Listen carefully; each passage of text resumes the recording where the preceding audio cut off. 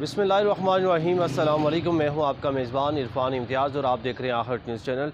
इस वक्त मैं मौजूद हूं इस्लामाबाद हाई कोर्ट के बाहर, जहां पे आपसे जो कुछ देर पहले इमरान खान साहब की हाई कोर्ट में पेशी हुई है। उनके कुल जो है वो 7 से ज़ायद केसेस की जो है समाअत यहां पे हुई और इमरान खान साहब पर इंसदाद दहशतगर्दी और ट्रायल कोर्ट के हवाले से जो केसेस चल रहे थे उनकी भी समाअत का सिलसिला यहाँ पे जारी था। जज साहब ने इनसे क्वेश्चन किया कि आप जो है वो ट्रायल कोर्ट में इंसदाद दहशतगर्दी अदालत में वहाँ पे क्यों नहीं पेश हुए।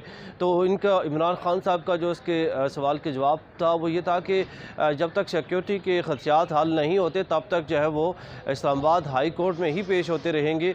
कुल जो है वो 7 से ज़ायद केसेस की जो है वो समाअत हुई है। उनको फिर जो है वो मंजूर कर लिया गया इमरान खान साहब की ज़मानत को, और इमरान खान की ज़मानत जो है अब तक वो मंजूर कर ली गई है मुख्तलिफ़ केसेस के हवाले से।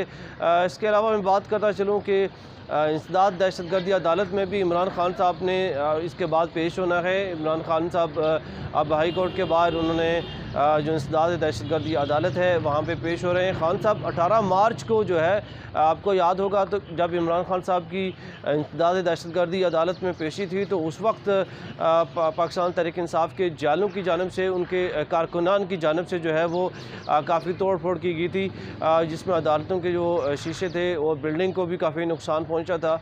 तो उस हवाले से भी इन पर जो है वो मुकदमा दर्ज था इमरान खान साहब पर, और उस वाले से भी सवालात का जो सिलसिला है वो भी होना है। वो ट्रायल कोर्ट में वो तमाम तर जो केसेस हैं वो सुने जाएंगे।